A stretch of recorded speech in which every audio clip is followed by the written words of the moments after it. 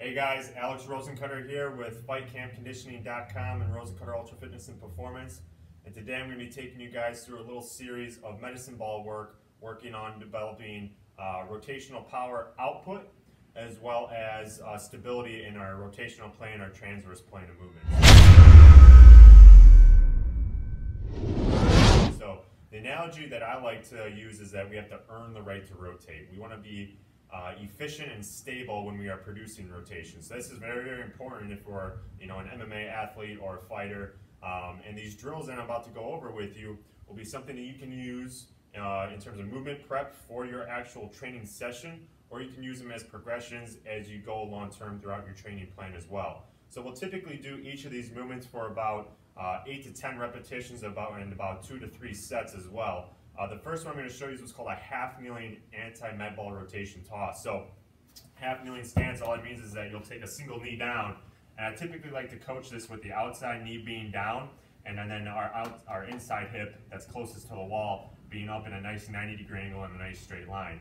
And all we're really focusing on is with this downward knee and this hip, we're focusing on the athlete being nice and stable at the glute, and then all of our rotation is coming from the thoracic spine, our upper back here, our shoulders.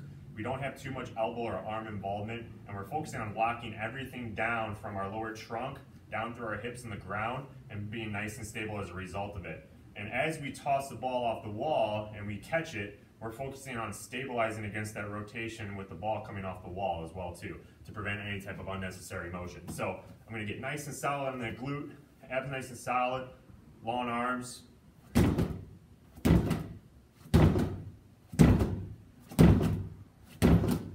Okay, and you can start these just as one at a time, reset, or you can go how I just did, get a little rhythm going and be nice and rock solid with it.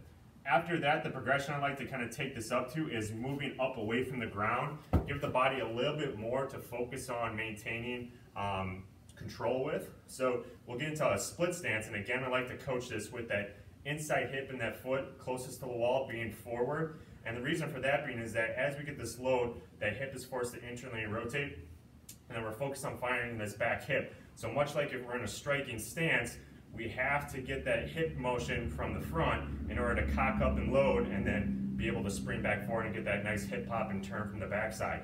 So again, this is really good variation, building up from the half kneeling position into the split stance position to still build on our ability to resist rotation and be nice and efficient and stable as we go into actually producing rotation afterwards. So we'll get in a nice split stance. I like to kind of cue ourselves being up on the toes on the back side and a nice 45-degree angle on the front side hip. And again, that motion is coming from the upper body, the upper half, with not too much elbow movement, and then we're staying nice and rock solid and stable, and we're resisting that rotation with the ball coming off the wall.